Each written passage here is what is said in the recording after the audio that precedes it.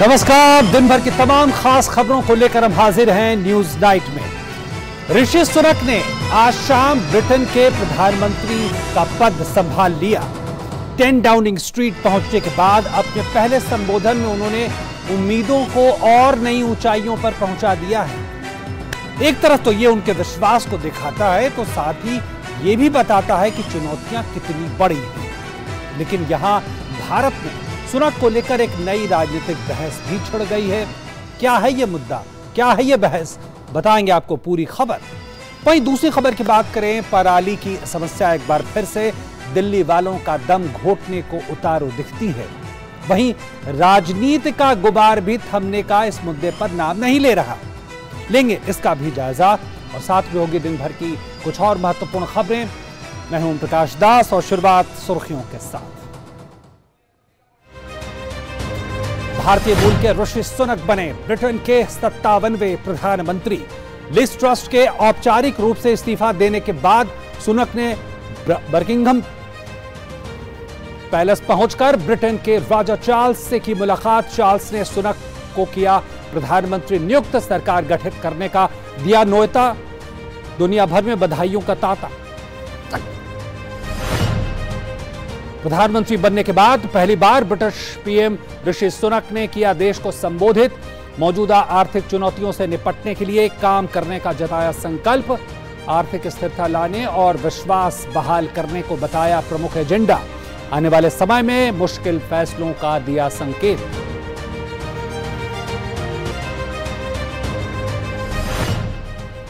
सुनक ने British PM बनने पर भारत में गरमाई सियासत। कांग्रेस नेता पी चिदंबरम और शशि थरूर के बयान पर बीजेपी का हमला। कहा यह सबके लिए गर्व का विषय न होकर इस पर राजनीति। महबूबा मुफ्ती के बयान पर भी पलटवार। रविशंकर प्रसाद ने पूछा कि आप जम्मू कश्मीर में अल्पसंख्यक को राज्य के मुख्यमंत्री के रूप में स्वीकार करेंगे। दिल्ली एनसीआर में दिवाली के बाद वायु प्रदूषण बेहद खराब स्तर पर। पटाखों के साथ ही पराली ने बढ़ाई मुश्किलें। बीजेपी ने पंजाब में पराली जलाने में नाकाम रहने पर केजरीवाल पर साधा निशाना। कहा लंबे समय से पराली पर आगाह किए जाने के बावजूद नहीं की कोई कार्रवाई। हिमाचल प्रदेश में विधानसभा चुनाव के लिए नामांकन दाखिल करने का काम पूरा। 29 अक्टूबर तक होगी नामांकन पत्रों की वापसी। बीजेपी की ओर से सीएम जयराम ठाकुर ने संभाली प्रचार की कमान। कई रैलियां करके मांगे वोट।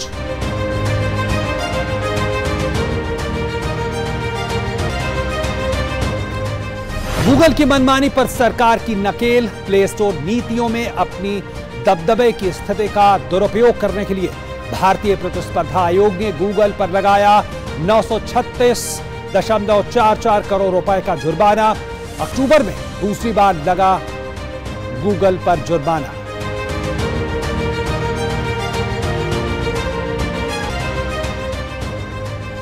करीब 2 घंटे तक व्हाट्सएप का सर्वर ठप रहने से दुनिया के कई हिस्सों में लोगों की बढ़ी मुश्किलें। मेटा ने बयान जारी कर उपभोक्ताओं से मांगी असुविधा के लिए माफी। आईटी मंत्रालय ने मेटा से व्हाट्सएप सर्वर डाउन होने को लेकर मांगी रिपोर्ट।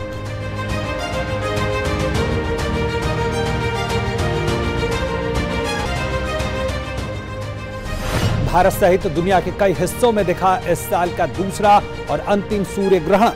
देश में बंद रहे मंदिरों के कपाट।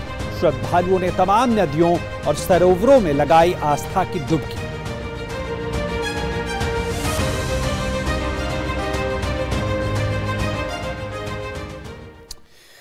और सबसे पहले बात ब्रिटेन के नए प्रधानमंत्री की। आज ऋषि सुनक ने ब्रिटेन के प्रधानमंत्री पद की शपथ ले ली। किंग चार्ल्स ने बकिंघम पैलेस में सुनक को पद की शपथ दिलाई और इसी के साथ सुनक ब्रिटेन के 57वें प्रधानमंत्री बन गए। याद रहे, सुनक पिछले 1 साल में ब्रिटेन के 3रे प्रधानमंत्री भी हैं। उन्होंने शपथ ग्रहण करते हुए ब्रिटेन को आर्थिक संकट से उबारने का संदेश भी दिया। ये बदलाव का काफिला है। हिचकोले खाती अर्थव्यवस्था और उथल पुथल से जूझती राजनीति को स्थिरता देने का काफिला। काफिले का रुख उस महल की ओर है जिसके राज में कभी सूरज नहीं डूबता था। लेकिन अब ये लोकतंत्र की भूमिका निभाते हुए उस देश की जड़ों से संबंध रखने वाले एक नेता को प्रधानमंत्री बनने का निमंत्रण दे रहा है जहां उसका राज हुआ करता था। ब्रिटेन की कंजर्वेटिव पार्टी के नव नियुक्त नेता ऋषि सुनक ने किंग चार्ल्स तृतीय से बकिंगम पैलेस में मुलाकात की और किंग ने उन्हें सरकार बनाने के लिए आमंत्रित किया। यह महज एक आमंत्रण नहीं बल्कि अपने आप में एक पूरा इतिहास है। इसके साथ ही सुनक एशियाई मूल के ब्रिटेन के पहले प्रधानमंत्री बन गए। 200 साल के इतिहास में सुनक प्रधानमंत्री के रूप में डाउनिंग स्ट्रीट में प्रवेश करने वाले सबसे कम उम्र के व्यक्ति भी बन गए। देश के 57वें प्रधानमंत्री के साथ ही इस साल प्रधानमंत्री बनने वाले सुनक तीसरे शख्स बन गए हैं। सुनक के सिर पर एक और सेहरा बधा, वो किंग चार्ल्स द्वारा नामित पहले प्रधानमंत्री भी बने। भले ही सुनक इतनी विशेषताओं और उपलब्धियों के साथ ब्रिटेन की सत्ता की बागडोर संभाल रहे हों, लेकिन उन्हें पता है कि जिस समय वो ब्रिटेन की प्रधानमंत्री की कुर्सी पर बैठने जा रहे हैं उन्हें किस मुश्किल से गुजरना होगा। इसकी झलक उनके पहले भाषण में भी दिखाई दी। उन्होंने ब्रिटेन के लोगों को भरोसा दिया कि वो शब्दों से नहीं अपने काम के जरिए देश से जुड़ने की कोशिश करेंगे। I will deliver on its promise. A stronger NHS, better schools, safer streets, control of our borders, protecting our environment, supporting our armed forces, levelling up and building an economy that embraces the opportunities of Brexit, where businesses invest, innovate and create jobs. Sunak ने बदलाव लाने की Liz truss की बेचैनी की प्रशंसा करते हुए कहा कि उनसे कुछ गलतियां हुई हैं, लेकिन इसके पीछे कोई बुरी मंशा नहीं थी। सुनक ने कहा कि जो गलतियां हुई हैं उसे ठीक करने के लिए अभी से काम शुरू करना होगा। Some mistakes were made, not born of ill will or bad intentions. Quite the opposite, in fact. But mistakes nonetheless. And I have been elected as leader of my party and your Prime Minister, in part, to fix them.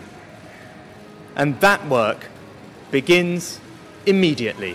इससे पहले conservative party में बगावत के बाद प्रधानमंत्री का पद छोड़ने की घोषणा करने वाली लिज ट्रस ने औपचारिक रूप से अपना इस्तीफा किंग चार्ल्स तृतीय को सौंप दिया, जिसे उन्होंने स्वीकार भी कर लिया। डाउनिंग स्ट्रीट कार्यालय के बाहर प्रधानमंत्री के रूप में अपने अंतिम भाषण में ट्रस ने कहा कि प्रधानमंत्री के रूप में देश की सेवा करना एक बड़ा सम्मान था। ब्रिटेन के नए प्रधानमंत्री ऋषि सुनक को दुनिया भर से बधाई संदेश आ रहे हैं। फ्रांस के राष्ट्रपति इमैनुअल मैक्रों, बेल्जियम के प्रधानमंत्री और यूरोपीय आयोग के अध्यक्ष समेत दुनिया भर के अन्य बड़े नेताओं ने उन्हें बधाई दी है।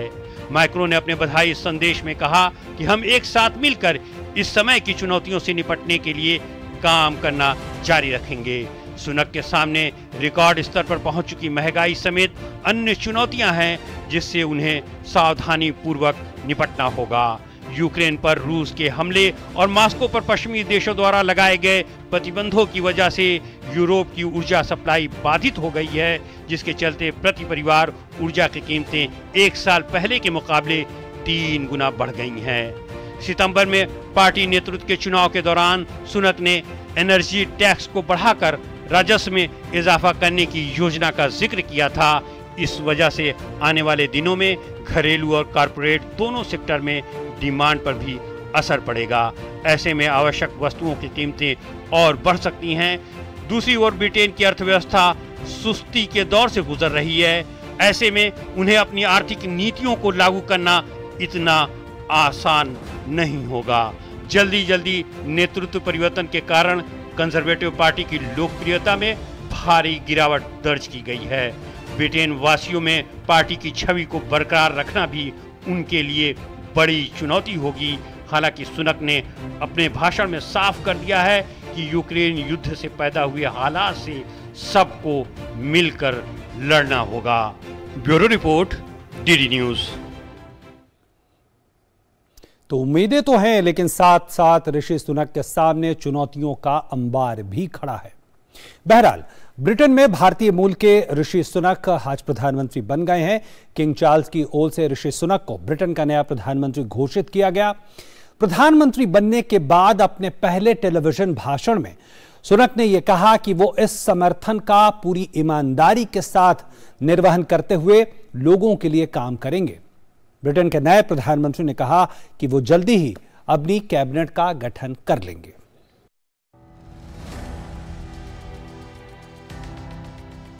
ब्रिटेन के इतिहास में मंगलवार का दिन बेहद अनोखा था जब ऋषि सुनक प्रधानमंत्री बने।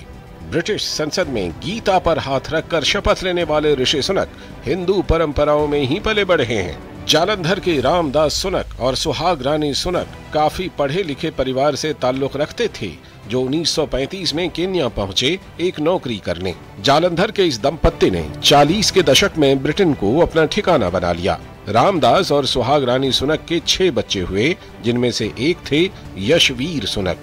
इन्हीं यशवीर की शादी उषा सुनक से हुई और इसी दंपति को एक पुत्र हुआ जिनका नाम रखा गया ऋषि सुनक। ऋषि सुनक को बचपन से ही मंदिर जाना बहुत पसंद था, जो अभी भी जारी है। प्रधानमंत्री ऋषि सुनक को इस पद पर देख चाहे ब्रिटेन हो या भारत, खुशी की एक लहर जरूर फैली है। लेकिन इसका अपना एक इतिहास है। भारत पर 200 साल राज करने के बाद जब अंग्रेज 75 साल पहले भारत छोड़कर जा रहे थे, तो ब्रिटिश प्रधानमंत्री विंस्टन चर्चिल ने भारत की आजादी के विरोध में कहा था, यदि भारत को आजाद कर दिया गया तो सत्ता निम्न स्तरीय और शक्तिहीन नेताओं के हाथों में चली जाएगी। लेकिन आज उसे विंस्टन चर्चिल के देश का प्रधानमंत्री एक भारतीय मूल का व्यक्ति बन गया है।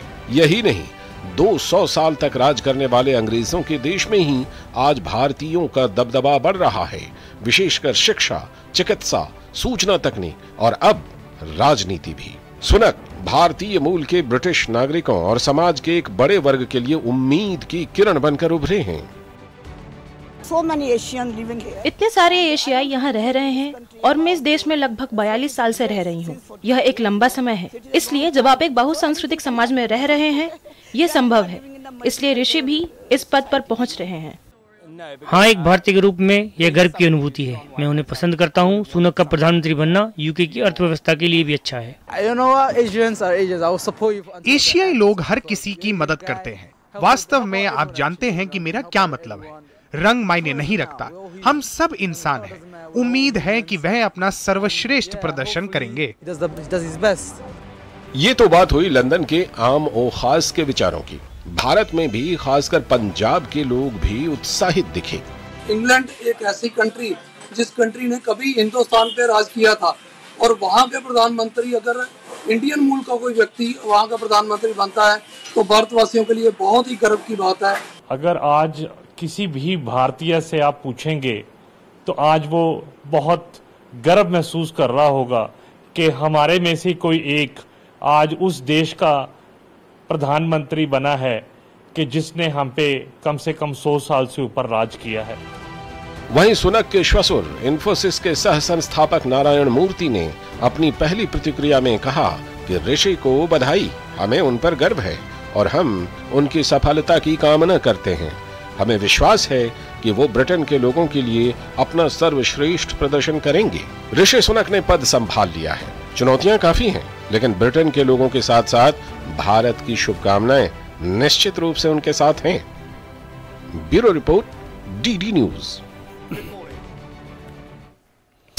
और ऋषि सुनक यूनाइटेड किंगडम के नए प्रधानमंत्री तो बन गए और इस पद पर पहुंचने वाले वे पहले एशियाई हैं।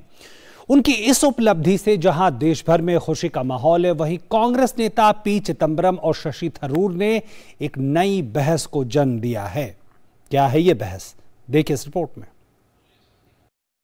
भारतीय मूल के ऋषि सुनक ब्रिटेन के प्रधानमंत्री बन गए हैं। जाहिर है ये भारतवंशियों और भारत के लोगों के लिए गौरव की बात है, लेकिन अब इस मसले पर देश में सियासत भी शुरू हो गई है। कांग्रेस के कई नेताओं के ट्वीट ने इस मसले पर विवाद खड़ा कर दिया है और बीजेपी ने कांग्रेस पर हमला बोल दिया। विवाद शुरू हुआ कांग्रेस नेता पी चिदम्बरम और शशि थरूर के ट्वीट के बाद। कांग्रेस सांसद शशि थरूर ने ट्विटर पर कहा कि हम भारतीय सुनक की इस उपलब्धि का जश्न मना रहे हैं, लेकिन ईमानदारी से पूछें कि क्या यहां ये हो सकता है। वहीं पी चिदम्बरम ने अपने ट्वीट में कहा कि पहले कमला हैरिस, अब ऋषि सुनक। अमेरिका और ब्रिटेन के लोगों ने अपने देशों के गैर बहुसंख्यक नागरिकों को गले लगाया है और उन्हें सरकार में उच्च पदों पर चुना है। उन्होंने आगे कहा कि मुझे लगता है कि भारत और बहुसंख्यकवाद का पालन करने वाली पार्टियों को इससे सबक लेनी चाहिए। जाहिर है कांग्रेस नेताओं के इस बयान के बाद बीजेपी उस पर हमलावर हो गई। बीजेपी नेता रविशंकर प्रसाद ने इस मुद्दे पर एक के बाद एक कई ट्वीट किए। उन्होंने ट्वीट करते हुए लिखा, ब्रिटेन के पीएम के रूप में ऋषि सुनक के चुने जाने के बाद कुछ नेता बहुसंख्यकवाद के खिलाफ अति सक्रिय हो गए। मैं याद दिलाना चाहता हूं कि असाधारण राष्ट्रपति के तौर पर एपीजे अब्दुल कलाम, मनमोहन सिंह 10 साल तक प्रधानमंत्री के रूप में और अब जनजातीय नेता द्रौपदी मुर्मू हमारी राष्ट्रपति हैं। बीजेपी के कई और नेताओं ने खुलकर कांग्रेस पर हमला बोला है। जो लोग इस सवाल कर रहे हैं, मैं उनसे पूछता हूं, एपीजे कलाम कौन थे? आप मुझे बताइए। योग्य लोकप्रिय राष्ट्रपति अटल जी ने बनाया था। रामनाथ कोविंद जी बहुत योग्य दलित समाज के नेता, किसने राष्ट्रपति बनाया था? नरेंद्र मोदी जी ने सरकार ने बनाया था। आदिवासी समाज की बहुत योग्य नेत्री आदरणीय द्रौपदी मुर्मू जी, किसने राष्ट्रपति बनाया? नरेंद्र मोदी जी की सरकार, बीजेपी ने बनाया। स्वयं नरेंद्र मोदी जी कहाँ से आते हैं? बहुत ही पिछड़े गरीब परिवार से, चाय वाले के बेटे हैं। आज देश के लोकप्रिय प्रधानमंत्री हैं, आगे फिर बनेंगे। यही तो भारत है, लोकतंत्र सबको अवसर देता है। तो आज के दिन सबों को एक स्वर में बात करना चाहिए, मैं अपेक्षा करूंगा। एक भारतीय मूल से निकला हुआ व्यक्ति यूनाइटेड किंगडम का प्रधानमंत्री बना है, उस मुल्क का जिसने भारत पर कई वर्षों तक हुकूमत की, तो उसका जश्न मनाने के बदले, सभी को एक साथ भारत का गुणगान करने के बदले कांग्रेस पार्टी फिर से वही कर रही है जो उसकी आदत रही है, बांटो और राज करो और भारत की छवि को अंतर्राष्ट्रीय मंच पर बदनाम करो और इस्लामोफोबिया का फर्जी कार्ड खेलो। ये तो एक एनल्स ऑफ हिस्ट्री का एक बाग है जो हुआ है। एक इंडियन ओरिजिन के इंडिविजुअल यूनाइटेड किंगडम का प्राइम मिनिस्टर बनना, और मैं समझता हूँ ये पेटी पॉलिटिक्स है जो ये लोग कहते हैं। हाँ, लेकिन एक इशारा इससे जाहिर है कि ये जो डायनास है, पॉलिटिकल डायनास मैं कहूँगा उनको, उनका जो अंतिम संस्कार हो चुका है।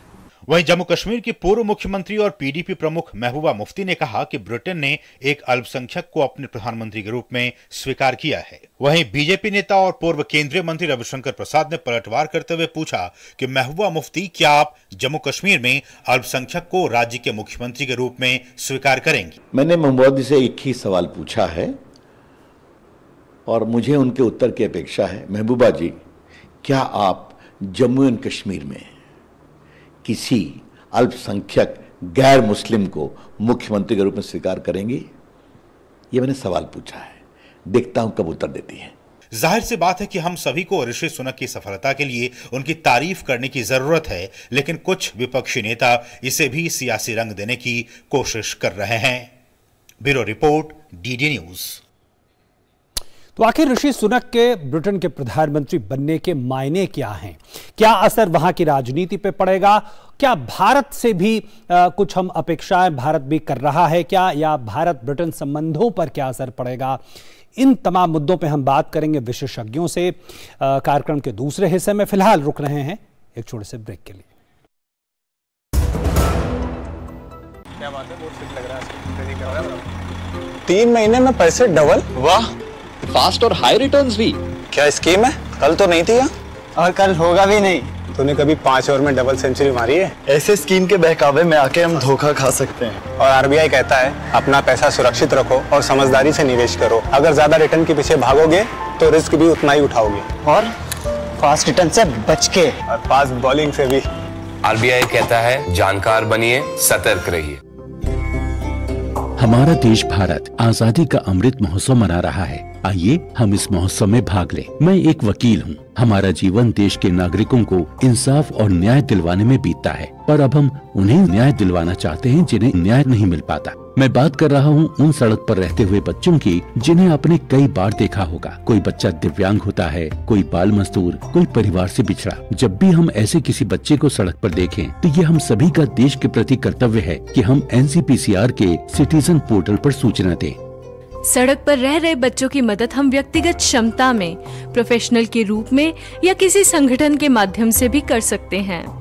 व्यक्तिगत रूप से प्रोफेशनल सेवा देने के लिए आप NCPCR के बाल स्वराज पोर्टल पर जाकर खुद को व्यक्तिगत सेवाओं के लिए जैसे लीगल सेवा, मेडिकल सेवा, शिक्षा देने की सेवा आदि प्रदान करने के लिए रजिस्टर करें। Guided by the vision of Honorable Prime Minister Narendra Modi, the Ministry of Ayush is fully committed to digitize Ayush sector for the benefit of people. A range of digital platforms are developed to support professionals and public. The Ayush Information Hub offers authentic information under various categories such as education policy, drug policy, schemes, events, new trends and developments in the sector. Ayush Next is an interactive platform developed primarily for students and scholars.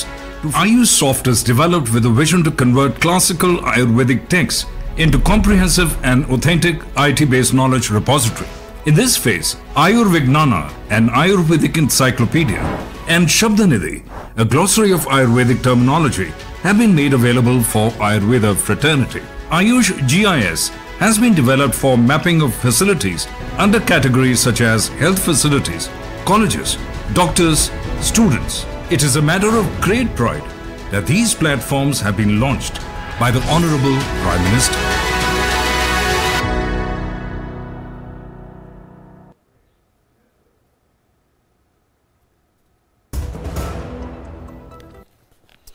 और break के बाद एक बार फिर से आपका स्वागत। आप देख रहे हैं न्यूज नाइट।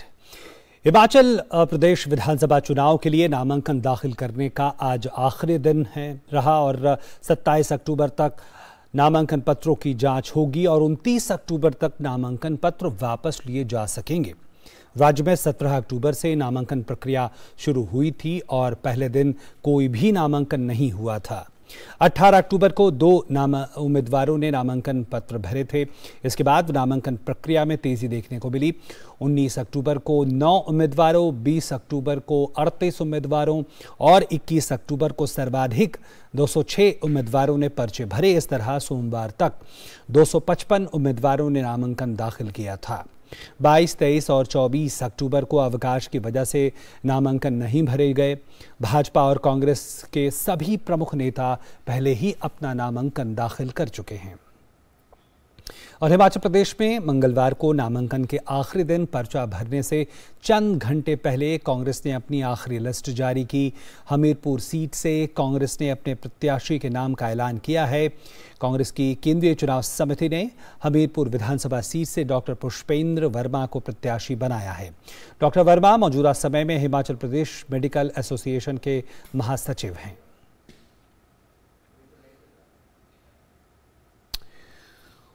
और हिमाचल प्रदेश विधानसभा चुनाव में सत्ताधारी भारतीय जनता पार्टी के चुनाव प्रचार की कमान मुख्यमंत्री जयराम ठाकुर ने संभाली। ठाकुर ने आज राज्य की 3 विधानसभा क्षेत्रों में पार्टी प्रत्याशियों के नामांकन कार्यक्रम में भाग लेने के साथ ही जनसभाओं को भी संबोधित किया। जयराम ठाकुर ने आज राज्य की हरोली, सरकाघाट और दून विधानसभा क्षेत्र में पार्टी प्रत्याशियों के नामांकन में भाग लेने के साथ ही जनसभाओं को भी संबोधित किया। हरोली में अपनी चुनावी सभा में उन्होंने कांग्रेस पार्टी के विधायक और पूर्ववर्ती वीरभद्र सिंह की सरकार में उद्योग मंत्री रहे मुकेश अग्निहोत्री पर जमकर निशाना साधा। उन्होंने उनके उद्योग मंत्री रहते हुए हरौली के लिए उनके द्वारा किए गए कार्यों का उनसे लेखा जोखा भी मांगा। उन्होंने 5 वर्ष आपका गला सूख गया बोलते बोलते, ना जयराम गया ना राम कुमार गया, और जिनको तुम जाने वाले कहते थे वो आने वाले हैं, ये मैं कह रहा हूं, आने वाले समय में फिर आने वाले हैं, उनको मान करके चलना पड़ेगा। और दूसरी बात में एक बात मैं जरूर पूछना चाहता हूं, आप हिमाचल प्रदेश में सरकार में बहुत महत्वपूर्ण महकमे के साथ बड़े मजबूत मंत्री माने जाते थे, ऐसा बोलते हैं।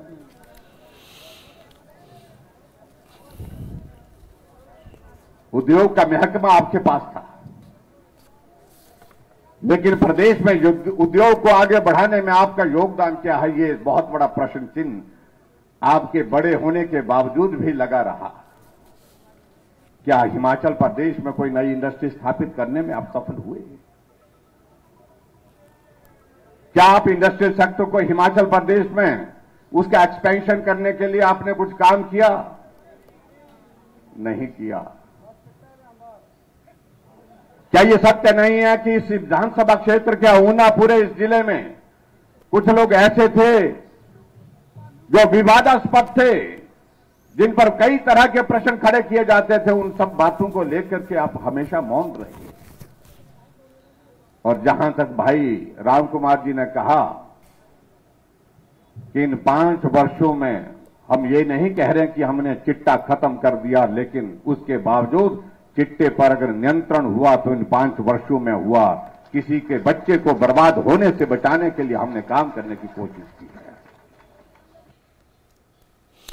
और वहीं दिल्ली एनसीआर में दीपावली के बाद हवा की स्थिति काफी खराब हो गई है, लेकिन इसमें पटाखों के साथ ही पराली जलाने की घटनाएं बड़ा कारण है इसका।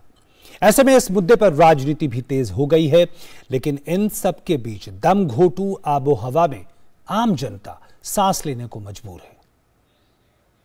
दिल्ली में सर्दियों की आहट के साथ ही बढ़ता प्रदूषण सबको चिंता में डाल रहा है। प्रदूषण कम करने के दावे और हकीकत को लेकर सियासी वार पलटवार, दावे प्रति दावे भी सामने आए हैं।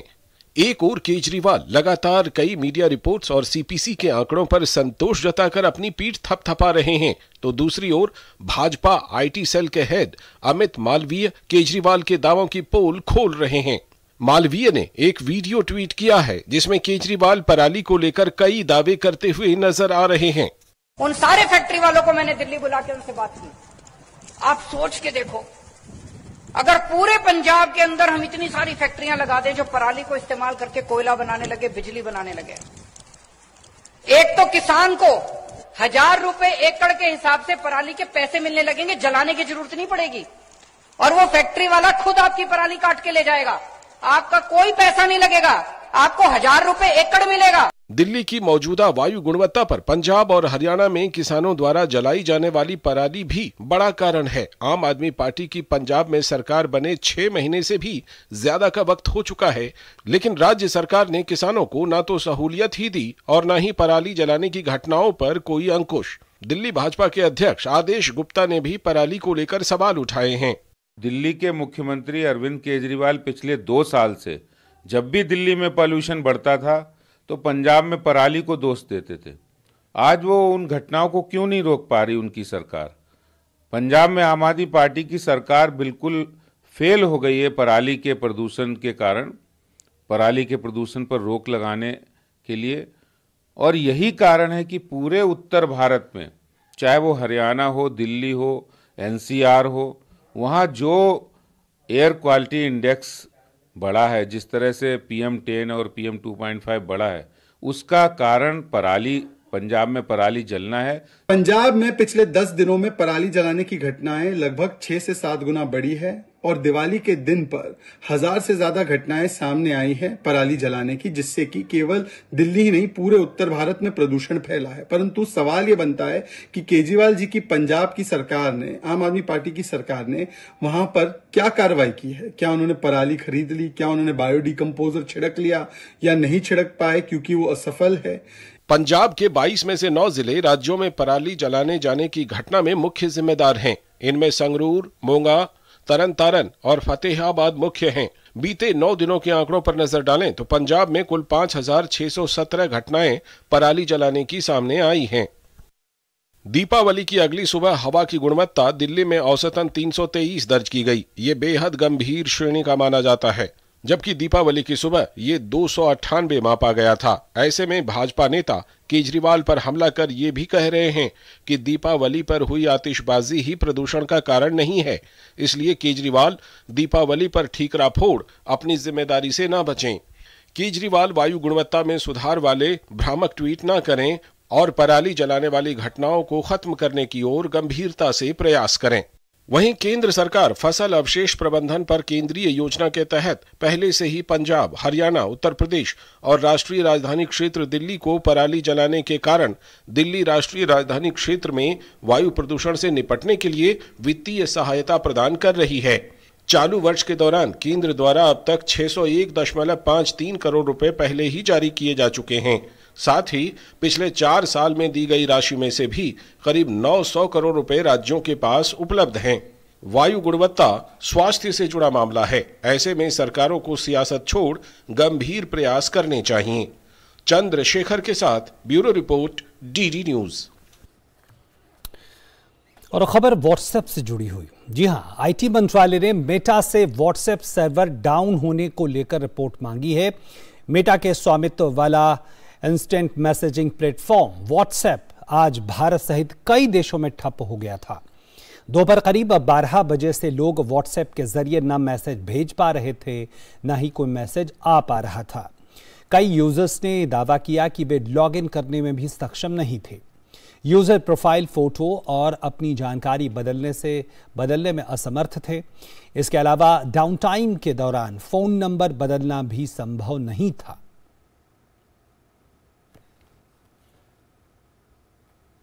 और देश भर की कुछ और प्रमुख खबरें फटाफट अंदाज में। उपराष्ट्रपति जगदीप धनखड़ ने ब्रह्म कुमारी के 85वें स्थापना दिवस समारोह और दिवाली उत्सव में शिरकत की। राजस्थान के माउंट आबू स्थित ब्रह्म कुमारी के विश्व मुख्यालय में आयोजित समारोह को उपराष्ट्रपति ने संबोधित किया। उन्होंने कहा कि आज देश नई ऊंचाइयों पर जा रहा है। उपराष्ट्रपति ने कहा कि भारत की अर्थव्यवस्था की रफ्तार नए कीर्तिमान स्थापित कर रही है। केंद्रीय गृह मंत्री अमित शाह ने गुजरात स्थित सोमनाथ मंदिर का दौरा करके पूजा अर्चना की। इस दौरान उनके साथ गुजरात के मुख्यमंत्री भूपेंद्र पटेल भी मौजूद थे। कोयंबटूर कार ब्लास्ट मामले में तमिलनाडु पुलिस ने 5 लोगों को गिरफ्तार किया है। इस ब्लास्ट में एक व्यक्ति की मौत हो गई थी। पुलिस का कहना है कि उसे इस मामले में 25 लोगों पर शक है और उनसे पूछताछ की जाएगी।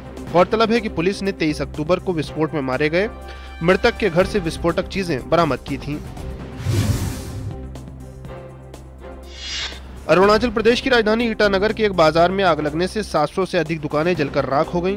ये घटना नाहरलगुन दैनिक बाजार में हुई। सूचना मिलते ही दमकल की गाड़ियां मौके पर पहुंची। इस घटना में किसी जानी नुकसान की सूचना नहीं है। आग लगने के कारणों का अभी पता नहीं चला है। चक्रवात सितरांग का भारत में असर देखने को मिल रहा है। असम के गुवाहाटी में बारिश के बाद सड़कों पर जलभराव हुआ।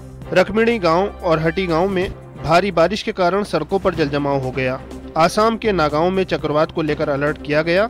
शहर में बारिश के कारण कई घर टूट गए और पेड़ उखड़ गए। सीमा सुरक्षा बल के दक्षिण बंगाल फ्रंटियर ने एक बार फिर सद्भावना का परिचय देते हुए बंगाल में अंतर्राष्ट्रीय सीमा को अवैध रूप से पार करते पकड़े गए 5 बांग्लादेशी नागरिकों को बिना कोई कार्रवाई किए वापस पड़ोसी देश की सीमा के रक्षक बल को सौंप दिया है। तो ये थी खबरें देश भर की फटाफट अंदाज में। और यहाँ पे हम रुक रहे हैं छोटे से ब्रेक के लिए। ब्रेक के बाद जब लौटेंगे तो फिर से एक बार बात करेंगे ब्रिटेन के नए प्रधानमंत्री ऋषि सुनक की कि किस तरह की उम्मीदें और चुनौतियों का सामना इस वक्त ऋषि सुनक कर रहे हैं। रुकते हैं छोटे से ब्रेक के लिए।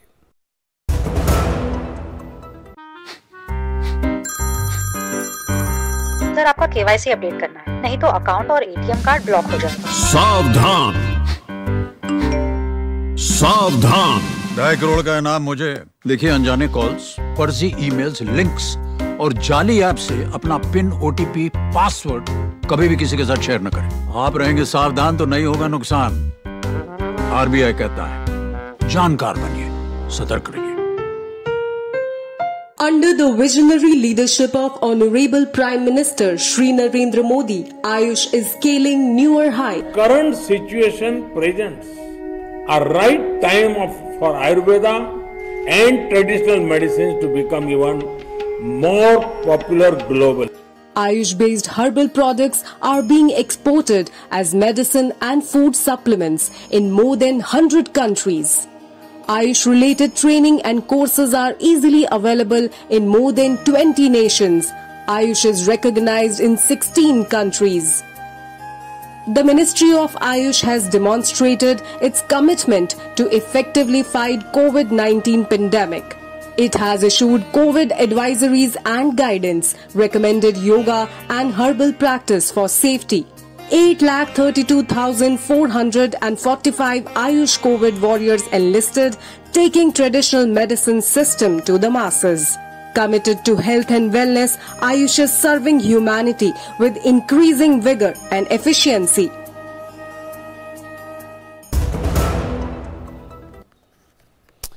तो आज ब्रिटेन में नए प्रधानमंत्री ने पद संभाला है। ऋषि सुनक जो पहले एशियाई हैं, एशियाई मूल के हैं, जिन्होंने ब्रिटेन में प्रधानमंत्री का पद संभाला है। ऋषि सुनक से निश्चित तौर पर बहुत उम्मीदें हैं, चुनौतियां भी उनके सामने मुंह बाए खड़ी हैं और आज उन्होंने जब पद ग्रहण किया उसके बाद जो अपना पहला संबोधन दिया उसमें भी इन तमाम मुद्दों का उन्होंने जिक्र किया और इसी पर आधारित हमारा आज का विशेष है। और हमारा विशेष कहता है उम्मीदों और चुनौतियों के बीच ऋषि सुनक। और हमारे साथ इस मुद्दे पे बातचीत करने के लिए हमारे साथ दो खास मेहमान हमारे साथ जुड़ रहे हैं। आइए उनसे आपका परिचय कराएं। हमारे साथ पूर्व वरिष्ठ राजनयिक प्रभुदयाल साहब जुड़ गए हैं और प्रोफेसर स्वर्ण सिंह जो यूनिवर्सिटी ऑफ ब्रिटिश कोलंबिया से जुड़े हुए हैं। बहुत बहुत स्वागत है आप दोनों का। और सबसे पहले प्रभुदयाल जी, मैं आपसे ये समझना चाहूँगा कि उनका आज जो बतौर प्रधानमंत्री पहला संबोधन रहा उसमें लगातार वो स्टेबिलिटी और यूनिटी पे जोर देते रहे और कई क्षेत्रों की बात की। सिर्फ उन्होंने अर्थव्यवस्था की बात नहीं की, वो स्कूलों की बात कर रहे हैं, वो नेशनल हेल्थ जो सर्विस है उसकी भी बात कर रहे हैं, डिफेंस की भी बात कर रहे हैं, तमाम क्षेत्रों की बात कर रहे हैं। क्या आपको लगता है कि उनसे जो दावे उन्होंने किए हैं वो ज्यादा हैं या फिर ये एक वक्त की मांग थी कि इस तरह की उम्मीदें जगाना जरूरी था? देखिए, पहली बात तो यह है कि मुझे गर्व है कि एक भारतीय मूल के पॉलिटिशियन को ब्रिटेन का प्रधानमंत्री चुना गया है। वैसे तो उनको पहले ही चुन लेना चाहिए था, लेकिन पॉलिटिक्स थी जिसकी वजह से उनको नहीं बल्कि लिज ट्रुस को चुना गया और उन्होंने बहुत थोड़े ही समय में हालत खराब कर दिए और फिर से एक प्रधानमंत्री का चुनाव होना जरूरी हो गया। और सबकी ये राय थी कांग्रेस पार्टी एमपीज में, अधिकांश एमपीज की, कि ऋषि सुनक से बेहतर कोई और ये कार्य नहीं कर सकता है, क्योंकि ब्रिटेन एक बहुत गंभीर वक्त से गुजर रहा है। और ऋषि सुनक जी ने खुद ही अपने ओपनिंग स्टेटमेंट में ये खुद कहा कि ब्रिटेन जो है एक प्रोफाउंड इकोनॉमिक क्राइसिस का सामना कर रहा है और इस वजह से उन्होंने कहा कि कुछ डिफिकल्ट डिसीजंस लेने होंगे, लेकिन फिर उनमें ये भी कहा क्योंकि जो भी निर्णय लिए जाएंगे, जो भी डिसीजन लिए जाएंगे, वो सबको उनका असर होगा। तो गरीब तबके जो है, कमजोर तबके, वो घबराए हुए इस समय में। तो उन्होंने ये कहा कि भाई जो भी समस्याएं हैं उनका अप्रोच जो है, उन पे जो अप्रोच ली जाएगी वो कंपैशन के साथ ली जाएगी ताकि उनका जो गरीब तबके हैं, कमजोर तबकों का ध्यान रखा जा सके। लेकिन सबसे बड़ी बात है, उन्होंने इकोनॉमिक स्टेबिलिटी पे कहा और ये कहा कि कॉन्फिडेंस बिल्डिंग जो है वो उनके गवर्नमेंट एजेंडा का सबसे बड़ा मुद्दा होगा। जैसे आपने कहा NHS, एजुकेशन, इमिग्रेशन, एनवायरनमेंट, इस तरह के कई मसलों की बात की और जो यूक्रेन में लड़ाई चल रही है उसकी भी बात की। लेकिन इकोनॉमिक जो सिचुएशन है उसको सुधारना इस वक्त बहुत जरूरी है क्योंकि ब्रिटेन बहुत मुश्किल दौर से गुजर रहा है। मेन फोकस उनका इन्हीं पे था। बिल्कुल। प्रोफेसर स्वर्ण सिंह, हमें ये बताएं कि कितना बड़ा ब्रिटेन की राजनीति, वहाँ जिस तरह के समुदाय अलग अलग रहते हैं, मल्टी कल्चरल नेशन कहा जाता है, ऐसे में अगर एक एशियाई मूल का व्यक्ति बनता है तो क्या आपको लगता है ये उसकी झलक नीतियों में भी दिखेगी और जो बड़ी उम्मीदें जगाई हैं उसमें भी देखने को वो मिलेगी? सबसे पहले तो ये कहना होगा कि एक भारतीय मूल के वहाँ के नागरिक को इस ऊंचे पद पर पहुंचने से नजर आता है कि वहाँ की, आपने जैसे कहा कि मल्टीकल्चरलिज्म की जो पॉलिसी है या फिर वहाँ का जो लोकतंत्र है वो काफ़ी समर्थ रखता है कि सभी नागरिकों को इस तरह का अवसर मिल सकता है। तो ये एक अपने आप में उदाहरण बन जाता है। हाँ, वो बहुत ही संकट वाले समय में प्रधानमंत्री बन रहे हैं। यहाँ अर्थव्यवस्था जो वहाँ की है वो उसमें काफ़ी हलचल है, काफ़ी तनाव है, उसमें संकट है उसमें। और उसके साथ साथ आप देखें कि यदि इस ऐसे माहौल में कोई प्रधानमंत्री बन सकता है तो उसमें मिस्टर सुनक मुझे लगता है कि बहुत ही उनका जो अपना तजुर्बा है उसमें, वो चाहे आप देखें पहले वो इन्वेस्टमेंट बैंकर थे, उसके बाद वो हेज फंड्स में काम किए, फिर सेक्रेटरी थे वो फाइनेंस मिनिस्ट्री के वहाँ, और उससे पहले वो चांसलर ऑफ एक्सचेकर रह चुके हैं। तो उनका पूरा जो अध्ययन है और तजुर्बा है वो आर्थिक नीतियों से सुलझने का, उलझने का और उनको सुधारने का लगातार ऐसे रहा है। तो मुझे लगता है कि आर्थिक संकट के समय में वो राजनेता तो जाहिर है कि हैं ही, और उसके अलावा उनका जो अर्थव्यवस्था से जूझने का जो पूरा तजुर्बा है वो मुझे लगता है इस वक्त काफी कामयाब होगा। और एक नया उत्साह, एक युवा प्रधानमंत्री बनने से मुझे लगता है कि देश में एक और तरह से भी आता है। वहाँ के भारतीय मूल के नागरिकों को मुझे लगता है बहुत उत्साह होगा, और खासकर ये दिवाली के पर्व के साथ साथ इसका जुड़ना मुझे लगता है कि उसका माहौल, उसमें एक उत्साह लाने की कोशिश करेगा। पर चुनौतियां हैं, पर यह भी है कि हमें पूरी उम्मीद है शायद ज्यादातर लोगों को कि ऋषि सुनक उस पे काफी ठीक उतरेंगे। बिल्कुल। लिज ट्रस्ट जब इस्तीफा दे रही थी प्रभुदयाल साहब, तो उन्होंने ये कहा था कि वो बहुत ही मुश्किल समय में प्रधानमंत्री बनी थी और वो मुश्किल समय अभी भी कायम है। तो लिज ट्रस्ट ने तो साफ तौर पर कहा कि अगर बेहतर समय होता तो शायद मैं बेहतर प्रदर्शन कर पाती। यही बात ऋषि सुनक पर भी लागू होती है। अगर ये बात उन पर लागू होती है तो उनकी क्या प्राथमिकता होगी? क्योंकि एक तो राजनीतिक एजेंडा उनके दिमाग में है और उन्होंने कई मंचों पर इस बात को रखा भी है कि लेबर जिस तरह से कंजर्वेटिव पार्टी है उसका क्या परफॉर्मेंस होगा आने वाले वक्तों में, ये भी उनका कंसर्न है, ये भी उनकी सोच है। और इकॉनमी और देश की तमाम समस्याएं तो हैं ही। तो इन तमाम जो उलझने हैं, एक तरफ राजनीति है, एक तरफ इकॉनमी है और फिर दूसरे क्षेत्र हैं, क्या इस समय उनकी प्राथमिकता होगी? देखिए, उनकी प्राथमिकता होगी जो ब्रिटेन की इकॉनमी है उसको सुधारने के तरफ काम करना।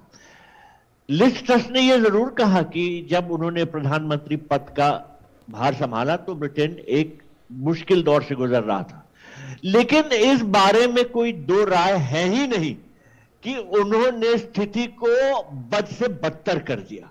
जो भी पॉलिसीज उन्होंने अपनाई, उन्होंने उन पॉलिसीज की वजह से बहुत नुकसान पहुंचा इकोनॉमी को। इन्फ्लेशन बहुत बढ़ गया, ब्रिटिश पाउंड बिल्कुल गिरता चला गया, क्योंकि उनकी जो नीति थी वो इस बात पे आधारित थी कि टैक्स को कम करो और खर्चे ज्यादा करो।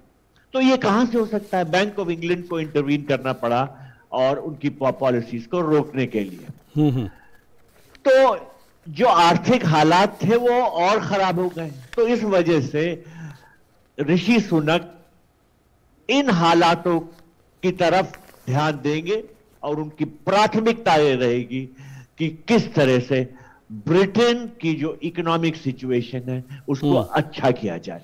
आपने ये बिल्कुल सही कहा कि पॉलिटिकल क्वेश्चंस भी हैं, क्योंकि कंजर्वेटिव पार्टी को एकजुट रखना भी एक बहुत बड़ा कार्य है। देखिए, बहुत डिवाइडेड हो गई है पार्टी, उसको एकजुट करना और अच्छी परफॉर्मेंस देकर ये साबित करना कि अगले इलेक्शंस में भी कंजर्वेटिव पार्टी की जीत होनी चाहिए, ये ऋषि सुनक के लिए बड़ा पॉलिटिकल चैलेंज भी है। ठीक बात। लेकिन जैसा मैंने कहा, इकोनॉमिक सिचुएशन को ठीक करना ये प्राथमिकता उनकी रही। ठीक है। प्रोफेसर स्वर्ण सिंह, हमने बोरिस जॉनसन को देखा एक समय पार्टी गेट कांड के बाद खुद उनकी पार्टी उनके खिलाफ हो गई और नतीजा हम जानते हैं।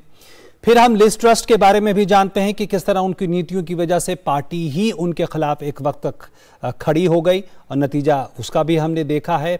अब आपको लगता है कि ऋषि सुनक के पास पार्टी का समर्थन होगा पूरा, क्योंकि एक तथ्य है कि ऋषि सुनक डायरेक्ट इलेक्शन से होकर नहीं गुजरे हैं, पार्टी के इलेक्शन से होकर वो गुजरे हैं और प्रधानमंत्री बने हैं। तो क्या उतनी उनको आजादी होगी, पार्टी उस तरह से उनके साथ खड़ी होगी क्या?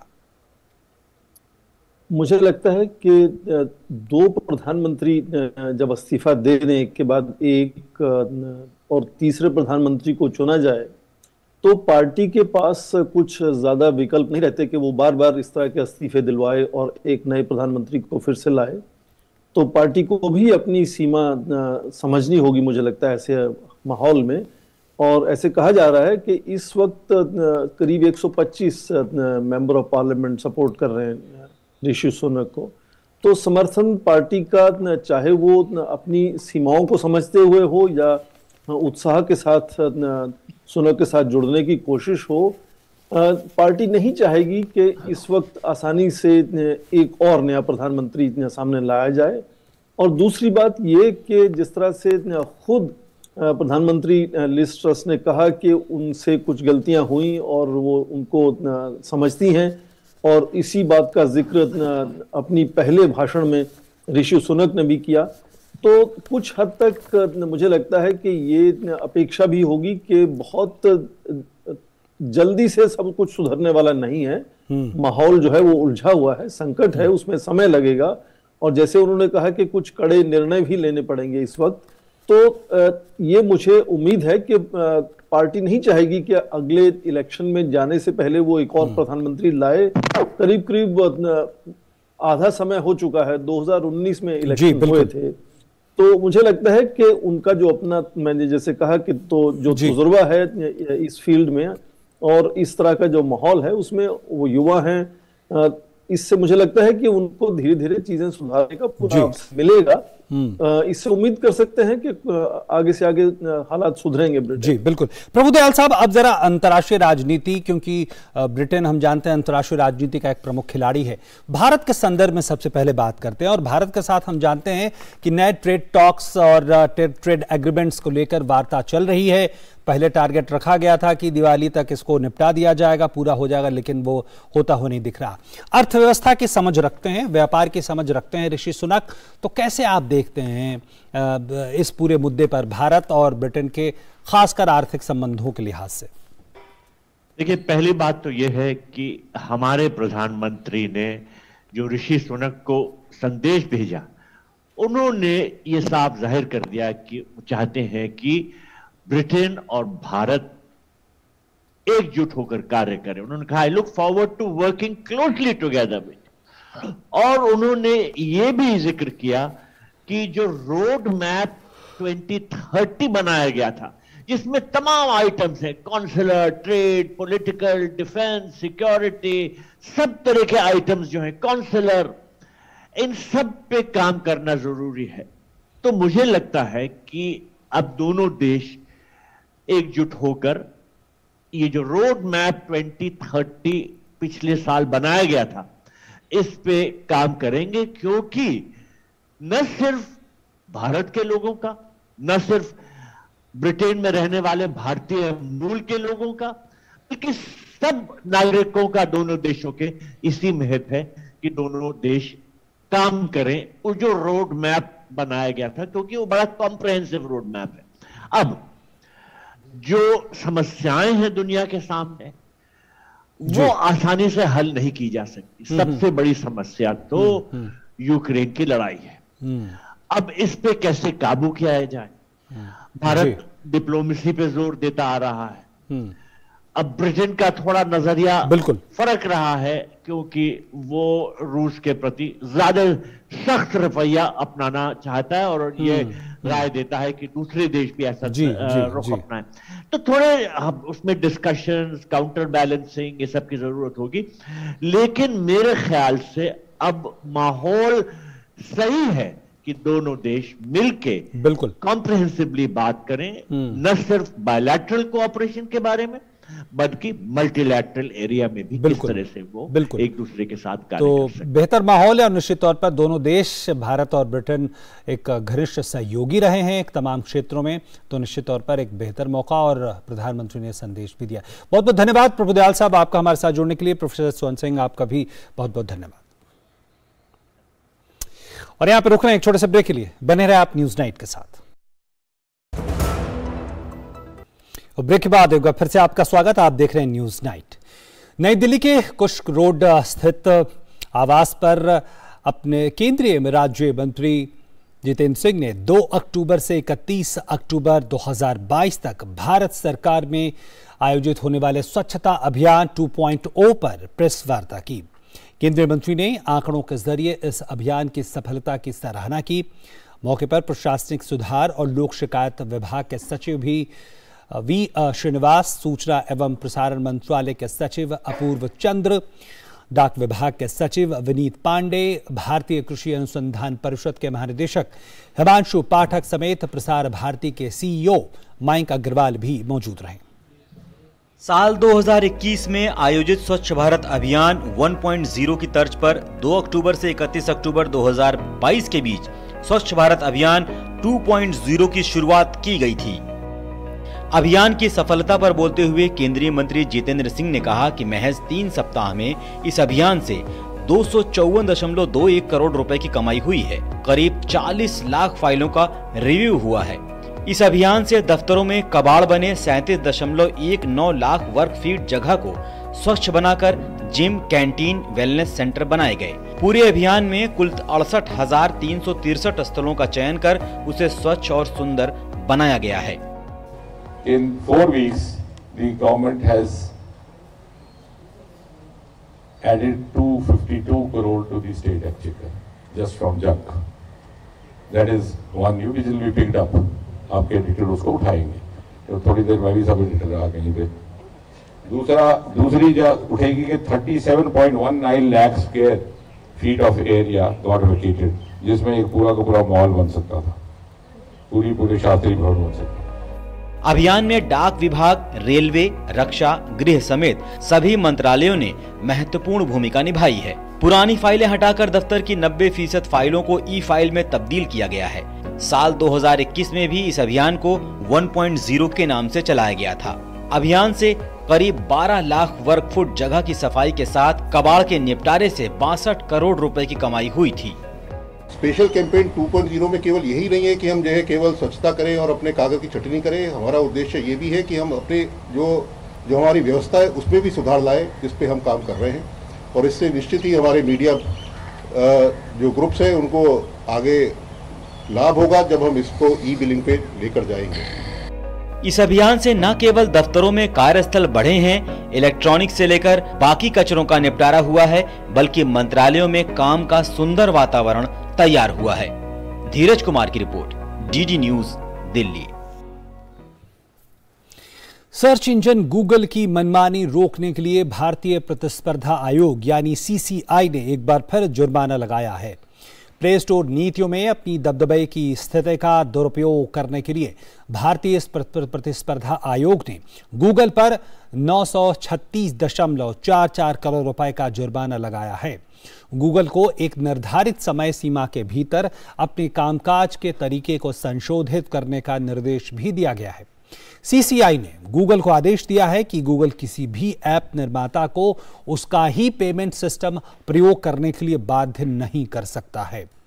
गूगल ऐप निर्माताओं को अपने ऐप के प्रमोशन या किसी ऑफर के लिए उसके यूजर्स से संवाद करने से नहीं रोक सकता। गूगल ऐप निर्माताओं पर किसी तरह की शर्त नहीं लगा सकता, क्योंकि ये अनुचित और भेदभावपूर्ण है। अक्टूबर महीने में दूसरी बार है जब गूगल पर इस तरह की कार्रवाई हुई है।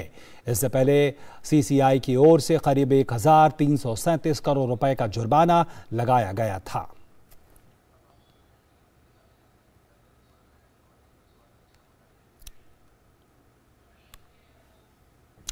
उसके साथ न्यूज नाइट के आज के इस अंक में इतना ही, लेकिन जाते जाते हम आपको सूर्य ग्रहण की खबर दिखाना नहीं भूल सकते। देश में इस साल का दूसरा और आखिरी सूर्य ग्रहण आज देखा गया। देश में पूर्वोत्तर को छोड़कर कई भागों में लोग शाम 4:29 से लेकर शाम 5:42 तक उन्होंने सूर्यास्त होने तक सूर्य ग्रहण वो देख सके देश के कई हिस्सों में। ये पूरी रिपोर्ट आप देखें और हमें दीजिए इजाजत। नमस्कार। अद्भुत खगोलीय घटना सूर्य ग्रहण। आइसलैंड से लेकर भारत में दिखा ग्रहण। ग्रहण की वजह से देश भर में मंदिरों के कपाट रहे बंद। गोवर्धन पूजा टली। लोगों ने सनातन परंपरा के मुताबिक पवित्र मानी जाने वाली नदियों में स्नान किया। ये सूर्य ग्रहण साल 2022 का आखिरी ग्रहण भी था। आंशिक ग्रहण भारत में जम्मू, दिल्ली, भोपाल, भुवनेश्वर, चेन्नई में देखा गया। वहीं देश के पूर्वोत्तर राज्यों असम, नागालैंड, मणिपुर, अरुणाचल प्रदेश में ग्रहण नहीं दिखाई दिया। ग्रहण काल शाम 4:30 से शुरू होकर 5:45 तक चला। 27 साल बाद ये पहला संयोग था जब दीपावली से ठीक अगले दिन देश में सूर्य ग्रहण देखा गया। देश में अब अगला आंशिक सूर्य ग्रहण साल 2030 में दिखाई देगा, यानी 8 साल बाद। देश में परंपरा से सूर्य ग्रहण से 12 घंटे पहले सूतक काल माना जाता है। इस समय कोई शुभ कार्य नहीं किया जाता है, इसलिए देश में मंदिरों के कपाट भी बंद रहे। धार्मिक मान्यताओं में ग्रहण मोक्ष काल के बाद ही देवस्थान खुलते हैं, इसलिए जब ग्रहण खत्म हुआ तो मंदिरों को श्रद्धालुओं के लिए खोल दिया गया। सूर्य ग्रहण खगोलीय लिहाज से भी काफी अहम होता है।